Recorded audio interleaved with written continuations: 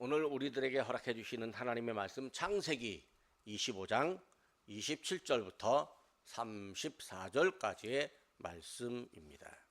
그 아이들이 장성함에서는 익숙한 사냥꾼이었으므로 들 사람이 되고 야곱은 조용한 사람이었으므로 장막에 거주하니 이삭은 에서가 사냥한 고기를 좋아하므로 그를 사랑하고 리브가는 야곱을 사랑하였더라. 야곱이 죽을 수 없더니 에서가 들에서 돌아와서 심히 피곤하여 야곱에게 이르되 내가 피곤하니 그 붉은 것을 내가 먹게 하라 한지라. 그러므로 에서의 별명은 에돔이더라. 야곱이 이르되 형의 장자의 명분을 오늘 내게 팔라. 에서가 이르되 내가 죽게 되었으니 이 장자의 명분이 내게 무엇이 유익하리요. 야곱이 이르되 오늘 내게 맹세하라. 에서가 맹세하고 장자의 명분을 야곱에게 판지라. 야곱이 떡과 팥죽을 에서에게 주매 에서가 먹으며 마시고 일어나 갔으니 에서가 장자의 명분을 가볍게 여김이었더라. 아멘. 사람이요, 단 하나의 사건을 경험하고도 인생이 바뀔 수 있을까요? 어떤 특별한 경험을 하면요, 인생이 바뀔 수가 있습니다. 사람들이 그럽니다. 아이고, 사람은 안 변해. 뭐 이렇게 이야기합니다. 이 사람이 쉽게 그 생각이나 가치관이 또 생활 습관이 변하기 어렵다는 거죠. 근데 이제 사람이 나이 한 40 넘어갔고 갑자기 변하면 뭐라고 하냐면 혹시 죽을 때가 된 거 아니야? 뭐 이렇게 말합니다. 40 넘어 변하면 사람이 죽을 때가 됐다고 그렇게 얘기하는데 아니에요. 40 넘어도 예수 믿는 것으로 변하면 영생을 얻는 겁니다. 죽을 때가 된 게 아니라 영생 얻는 삶을 얻는 거죠. 노벨상을 제정한 노벨이라고 하는 사람이 어느 날 아침 자기가 죽었다라고 하는 신문 기사를 보았답니다. 신문에는 이 노벨을 향해서 다이너마이트를 발명해서 돈을 많이 벌었지만 그 다이너마이트 때문에 폭탄이 만들어지고 또 많은 사람을 죽게 한 죽음의 상인이다, 이렇게 묘사했답니다. 그러니까 노벨이 자기를 죽음의 상인이라고 묘사한 그 신문 기사를 보고 충격을 받았습니다. 그래서 전 재산을 털어서 인류의 평화와 학문에 기여한 사람에게 상을 주게 했는데 이게 바로 노벨상입니다. 그러니까 신문 기사 하나 보고, 자기를 평가하는 신문 기사 하나 보고 인생이 바뀐 거죠. 중요한 사람을 만나도요, 인생이 바뀔 수가 있습니다. 한국인이 좋아하는 축구 선수, 해외 축구 아버지라고 말하는 박지성 선수가 이 히딩크 감독을 만나서 인생이 활짝 펼쳤습니다. 이 당시에 박지성 선수는요, 유명하지도 않았고 어쩌다가 갓 선발된 무명 선수였습니다. 근데 그가 이제 아직 후보 선수 시절인데도 2002년 미국 1월에 이제 우리나라 월드컵 하기 전에 1월에 미국에서 열린 이 북중미 골드컵이라고 하는 경기에 나갔는데 왼쪽 다리에 부상을 입어가지고 시합에 나가지 못하고 그냥 텅 빈 탈의실에 혼자 우두커니 앉아 있었답니다. 중요한 때 하필이면 부상을 당해가지고 이거 어떻게 하나 하고 애꿎은 다리만 보고 맥이 빠져 있었답니다. 낙심한 박지성에게 갑자기 히딩크 감독이 나타나서 영어로 뭐라 말하는데 알아듣기 어려운 영어로 뭐라고 하더랍니다. 영문을 몰라서 통역관을 이제 바라보고 있는데 통역관이 하는 말이 박지성 씨는 정신력이 훌륭하대요. 그런 정신력이라면 반드시 훌륭한 선수가 될 수 있을 거라 이렇게 말씀하셨습니다 라고 전달했답니다.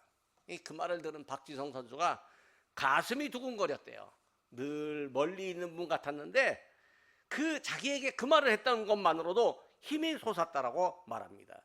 사실 박지성 선수는 축구 선수이긴 하지만 실력으로는 남을 그렇게 뛰어나게 앞서지는 못하고 자기는 정신력 하나만큼은 남보다는 앞선다라고 생각했는데 바로 그 자기 생각을 감독님이 와서 얘기해 주니까 더 가슴 깊이 다가왔다고 그렇게 말을 합니다.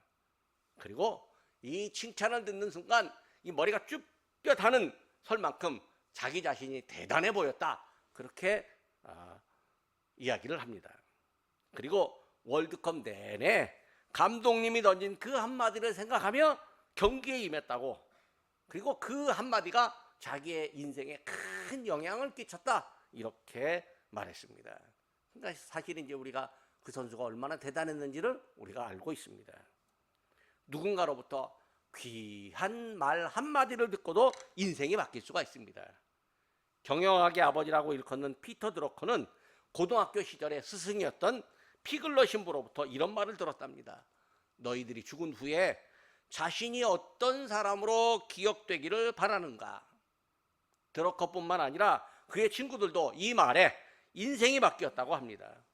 책을 읽으면서 눈에 들어온 한 줄, 혹은 누군가의 가르침에 귀에 콕 박힌 그 한마디가 사람의 인생을 바꿀 수도 있습니다. 축구 선수는 훌륭한 감독을 만나고 예술가도 훌륭한 스승을 만나고 인생이 바뀝니다. 책을 읽는 사람은 다른 이의 말에, 책을 읽는 사람이나 다른 이의 말에 귀를 기울여서 듣는 사람도 한 줄의 글과 한마디의 말이 인생을 바꿀 수 있습니다. 그러니까 우리는 누구를 만나서 인생을 바꿨습니까? 물론 사람을 만나서 좋은 사람, 좋은 스승님, 또 좋은 친구 만나서 인생이 바뀔 수도 있습니다. 근데 우리에게 생명을 주는 분, 우리에게 천국을 알려주는 분, 우리에게 천국의 시민이 되게 하시는 분, 예수님을 만나서 인생이 바뀐 사람들입니다. 예수님의 말씀을 듣고 인생이 바뀌었어야 됩니다. 성경 읽다가 성경 구절 그 한 구절에 내 인생이 새롭게 형성되어져야 합니다. 예수님을 만난 사람은요, 누구나 다 인생이 바뀌었습니다.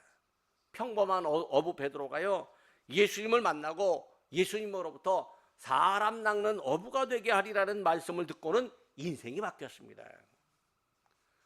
율법의 극성이고 믿는 사람들을 핍박하고 체포하려던 젊은이 사울이 예수님을 만났습니다. 왜 나를 핍박하느냐라고 하는 말과 함께 이방의 빛으로 삼겠다라고 하는 그 말을 듣고 예수님을 전하는 위대한 복음의 사도 바울로 바뀌었습니다. 이 경우는 대부분 다 멋지게 변하는 사례입니다. 그런데 단 한 번의 실수로 인생이 뒤바뀌어서 나락으로 떨어질 수도 있습니다. 사실 단 한 번의 실수가요, 이게 말이 실수이지 자신의 의무와 책임에 대한 부주의가 있었다면 이게 실수가 아니라 잘못이라고 해야 맞습니다. 한 번의 잘못, 한 번의 그릇된 선택, 단 한 번의 부주의한 말 때문에 누려야 할 행복을 영원히 잃는 사건이 벌어질 수가 있습니다. 사람이 자신에게 주어진 축복을 평소에 귀하게 생각하지 않으면 부주의하게 됩니다. 얼마 전 저와 이제 우리 가족들이 여자 배구를 좋아합니다. 여자 배구 경기도 가끔 구경 갔는데 여자 배구 팀 그 GS 칼텍스라고 그 서울을 연고지로 두는 팀이 우승을 했습니다.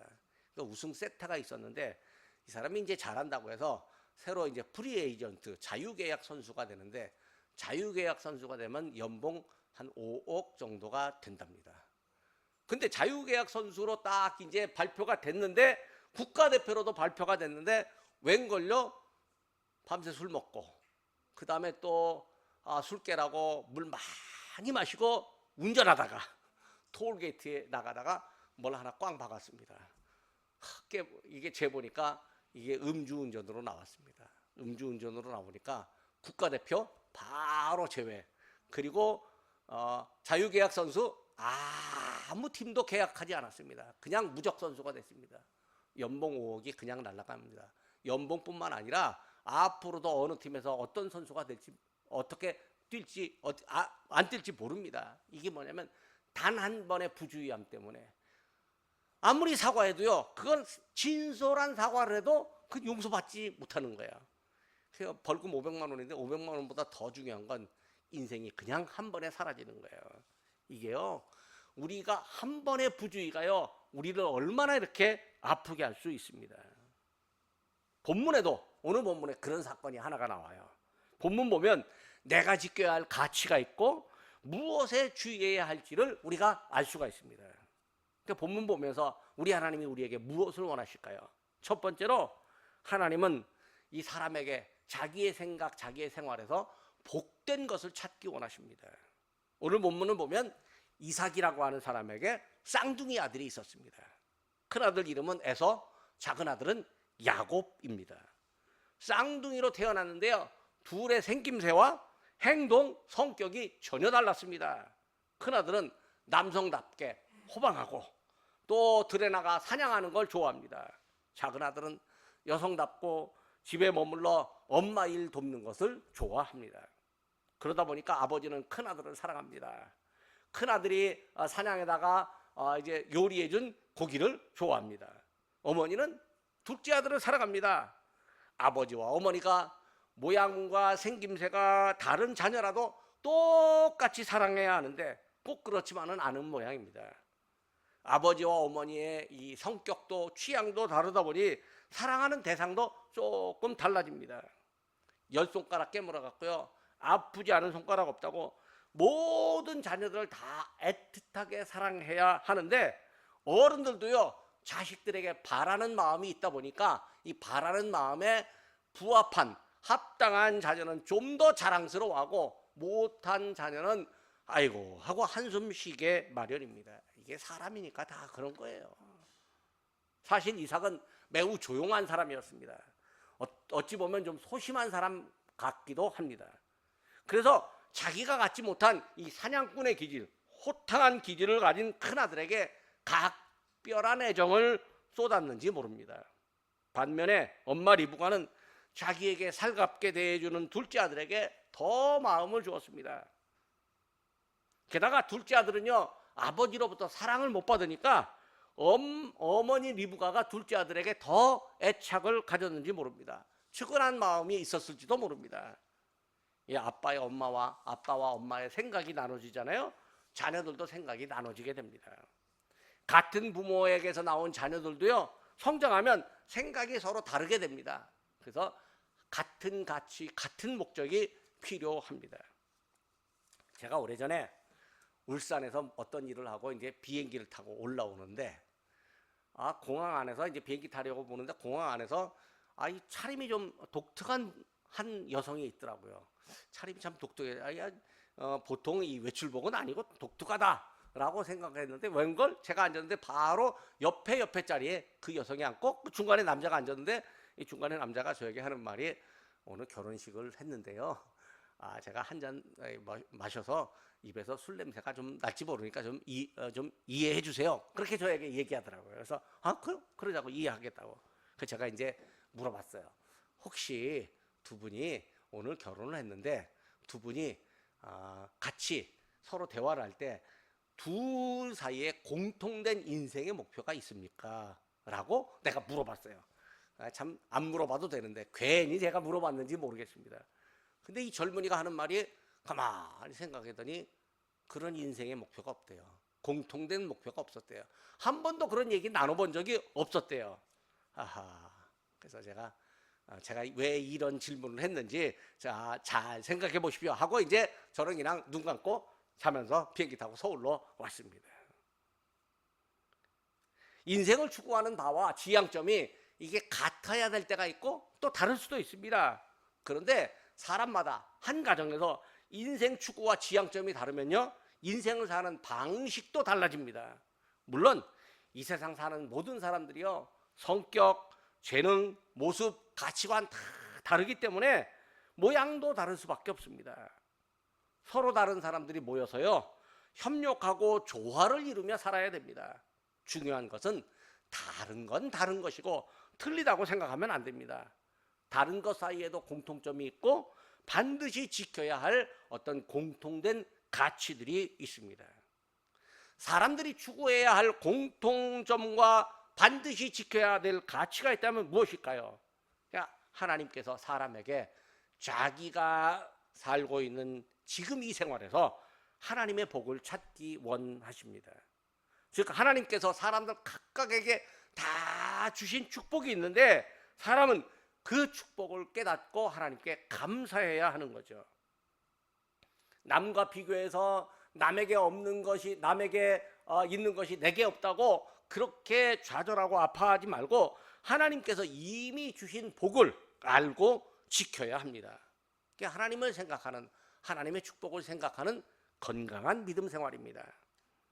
두 번째로, 하나님은 사람들의 관심사가 서로 다르지만 서로 존중하기를 원합니다. 에서가 사냥을 나갔다가 이제 집에 돌아왔습니다. 하루 종일 돌아다니다 보니까 배가 고프고 피곤합니다. 집에 돌아와 보니까 동생 야곱이요, 뭔가 이 음식을 만드는데 죽을 수가 있습니다. 죽에서 김이 모락모락 나고요, 맛난 냄새가요 에서의 코를 찌릅니다. 이 사람에게는요 감각이라고 하는 게 있어요. 그래서 이 감각에 따라서 우리의 이 신체도 움직이게 되고 생각과 행동도 움직이게 됩니다. 죽에서 김이 납니다. 이 시각적으로 뭔가 먹고 싶은 욕망이 올라옵니다. 맛난 팥죽 냄새를 맡는 후각에서 이 본능이 움직여집니다. 에서가 팥죽을 보고 냄새를 맡고 보니까요 뱃속이 요동을 합니다. 제가요 이 사당역을 가끔 지날 때가 되면, 아니 사당역에서 환승을 하려고 하면 웬 그렇게 빵 냄새가 나는지 모르겠습니다. 아니 세상에 사당역에서 환승만 하려고 하면 그렇게 빵 냄새가 그렇게 진짜 빵 냄새가 나요. 그래 빵 냄새가 맡으면 배가 고프잖아요. 빵을 사 먹어요. 근데 맛은 진짜 없어. 이상하게 냄새만 좋아요. 그 냄새가 뭐예요? 결국 사람들로 하여금 빵을 사게 하는 것인지 모르죠. 아무리 호방한 사람이요, 호탕한 사람, 힘세고 사냥에 능한 사람이라고 할지라도요 배고픈 데는 장사가 없습니다. 일단 뭘 먹고 정신 차려야 힘도 쓰고 호방함도 나타내고 사냥도 할 수 있습니다. 그래서 야곱에게, 야야 내가 피곤하니까 배가 고프니까 그 붉은 거 그거 좀 나에게 좀 다고, 이렇게 이야기합니다. 에서가 밖으로 다니다가 보니까요 야곱이 쓰는 죽이 팥죽인지 그런 거 잘 모르겠고, 일단 김이 나는 색깔만 빨간 거 그거 달라고 말합니다. 에서가 이렇게 말함으로써 에돔이라는 별명을 얻었는데, 에돔은 붓다, 불다라고 하는 뜻입니다. 야곱은 죽을 쓰는데 열중하고 에서는 먹는 데 관심을 갖습니다. 야곱은 집에 앉아서 일을 하며 뭔가를 생산하고 있습니다. 야곱이 하는 일이 남자로서는 좀 남세스럽다라고 할지 모르지만 그의 생산은 지속적으로 하는 일입니다. 그런데 에서는 밖에서 사냥을 합니다. 보기에는 사냥하는 것이 훨씬 멋있지만 아무 소득도 없는 날도 더러 있습니다. 그러니까 일하고 얻는 소득도요 사람의 성격에 따라서, 환경에 따라서 다르게 나타날 수도 있습니다. 겉으로는 멋져 보이는데요 전혀 속으로는 멋있지 않은 사람도 있습니다. 근데 겉으로는 멋져 보이는 사람이요 전혀 속으로 멋져 보이지 않는 그 사람에게 또 뭔가 부탁할 때도 있습니다. 그래서 남보다 내가 좀 잘난 것 같다고 생각해도 다른 사람과의 그 상대성을 인정하고 다른 사람을 존중해야 됩니다. 왜? 내가 아쉬울 때가 온다는 거죠. 그렇지 않으면 내가 아쉬울 때 얻을 수 있는 거 얻지 못할 수 있습니다. 회사나 조직이나 여기 마을이나 어디나 가도요 좀 더 좀 남 보기에 귀하고 좀 있어 보이는 사람은요 없어 보이는 사람 무시하는 경우도 있습니다. 공개적으로 그러는 경우도 있고 비공개적으로 하는 경우도 있습니다. 그런데요 비공개적이나 공개적이나 그게 다른 사람의 눈에 띄면 결국 그 사람이 나중에 자기가 필요할 때 도움을 못 받을 수 있습니다. 아무리 잘난 사람이라도요 위기를 만나는데 평소에 교만한 사람, 자기와 다르다고 남을 무시한 사람은 위기 때 도움을 받을 수 없습니다. 위기 때 아무도 도와주지 않는다면 그게 바로 인생의 나락으로 떨어질 수 있습니다. 세 번째로, 하나님은 사람에게 자기가 반드시 지켜야 될 가치를 지키기 원하십니다. 야곱이요 이제 에서의 말을 듣고 야 붉은 거 한 그릇만 다고 했을 때 순순히 내어줬을까요? 형제간에 죽 한 그릇이 그렇게 대단한 것도 아닌데요 순순히 내어줄 수도 있습니다. 동생이라면 형에게 마땅히 그럼요 하고 줄 수 있습니다. 근데요 야곱은 형에게 이 죽 한 그릇 내어주면서 농담 삼아서 거래를 제안합니다. 내가 죽을 한 그릇 줄 테니까 형이 가진 장자의 명분을 내게 파시오. 본문 31절입니다. 야곱이 이르되 형의 장자의 명분을 오늘 내게 팔라. 야곱이요, 둘째 아들로 태어난 게 나름 분한 모양입니다. 형은 장자라고 대접받고 자기는 둘째라고 소외를 당하는 게 억울한 모양입니다. 과거 우리 조상들도요, 집안에서 맏아들에게만 재산을 다 물려주고 동생들은 그냥 내보내는 경우도 있었습니다. 그때는 그게 당연한 줄 알고 그대로 순응하는 사람들 많았습니다. 근데 개죽에는요, 이를 악물고 열심히 일해서 형보다 맏아들보다 더 잘 살고 더 유명해지는 동생도 없지 않아 있습니다. 본문의 야곱이요, 호시탐탐 형의 장자권을 갖고 싶은 모양입니다. 마침 형이 주간 그릇 달라고 아쉬운 소리를 하니까요, 그 틈에 농담 삼아 형에게 장자권을 팔라 이렇게 말합니다. 그런데 에서는요, 지금 배고파 죽겠는데 장자의 명분이 내게 무슨 유익이 있겠느냐, 그리고 바로 판단해버리고 맙니다. 32절입니다. 에서가 이르되 내가 죽게 되었으니 이 장자의 명분이 내게 무엇이 유익하리요. 사실 아무리 배가 고파도요, 조금 참을 수 있는데 에서는요, 지금 배고파 죽겠다고 합니다. 진짜 죽을 만큼은 아닌데 죽겠다고 말하면 사람의 판단력이 흐려지기는 합니다. 저도요, 오후 한 4시쯤 돼서 갑자기 배가 고프면요, 막 정신이 없습니다. 막 다리가 후들후들 떨리기도 하고 그럽니다. 예전에 우리 어머니에게 그런 얘기 했더니 우리 어머니가 젖배를 골아서 그렇다고 뭐 그렇게 얘기를 하지만, 그럼 빨리 편의점 가서 우유 한 깍 조그만 거 하나 사 먹으면 괜찮습니다. 사람이 배가 고프면요, 뭔가 지금 채우기도 하고 그렇게 해야 됩니다. 그런데 그렇다고 해서 자기가 갖고 있는 중요한 가치관을 놓치면 안 됩니다. 형의 말을 들은 야곱이요, 그럼 맹세하자 이렇게 말합니다.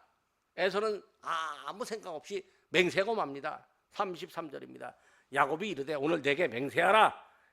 에서가 맹세하고 장자의 명분을 야곱에게 판지라. 그러니까 에서는요, 붉은 죽 한 그릇에 자기의 장자의 권리를 팔고 말았습니다. 에서나 야곱이나 아직 젊은 나이입니다. 그들은 이미 갖고 있는 것이 있고 앞으로 살아가야 할 인생도 있습니다. 사람이 태어날 때는 운명적으로 갖고 태어나는 것이 다를 수 있습니다. 그러나 자라면서 어떤 교육을 받고 어떻게 선택하고 어떻게 인생을 개척하느냐는 본인의 선택입니다. 그래서 부모의 역할이 중요합니다. 부모는 자녀들에게 태어나면서부터 받는 고귀한 가치가 있음을 알려주어야 됩니다.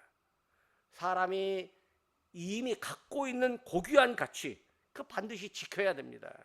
그리고 자라면서 배운 것 중에 반드시 지켜야 할 가치가 있음을 강조합니다. 부모의 교육을 잘 받는 아이는 지켜야 할 것을 지킵니다. 신앙교육을 잘 받으면요, 신앙은 지킵니다. 신앙은 소홀히 하지 않으며 함부로 다루지도 않습니다. 잠언 4장 1절과 4절입니다. 아들들아, 아비의 훈계를 들으며 명철을 얻기에 주의하라. 아버지가 내게 가르쳐 이르기를 내 말을 내 마음에 두라. 내 명령을 지키라. 그리하면 살리라.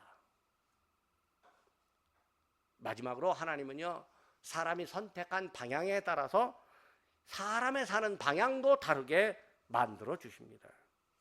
에서의 맹세를 들은 야곱이 떡과 팥죽을요, 에서에게 주었습니다. 아이고, 팥죽 한 그릇만 줘도 되는데 떡도 줬습니다. 보너스로 더 줬습니다. 덤으로 더 줬습니다. 에서는 맛있게 먹고 일어나서 자기 길로 갔습니다. 에서는 자기가 태어나면서 가졌던 이 장자의 권리를 가볍게 생각했습니다. 야곱의 농담이라니 생각하고 야곱이 하자는 대로 했습니다. 그런데 그게 인생에서 가장 큰 실수가 되었습니다. 에서는 대수롭지 않게 하는 말 한마디였지만 인생 최대의 치명적인 실수를 범했습니다. 장자권이라는 가치를 팥죽 한 그릇보다 더 가볍게 여겼기 때문입니다. 야곱은 형으로부터 이제 장자권을 샀습니다. 그러니까 이제 자기가 아버지의 대를 잇겠다고 나설 것입니다. 에서는 장자로 태어났지만 본인의 가벼움과 실수에 의해서 역사에서 동생에게 밀려납니다. 그리고 역사의 주도권을 동생에게 넘겨주고 말았습니다. 태어날 때부터 갖고 있었던 장자권이라는 명분을, 축복의 가치를 지키느냐 혹은 가볍게 여기느냐가 에서의 인생의 방향을 바꾸었습니다. 에서는 그야말로 소탐대시를 저질렀습니다. 팥죽 한 그릇이라도 작은 것 하나를 얻고, 그것 작은 걸 얻고 장자권이라는 거대한 축복을 놓쳤습니다.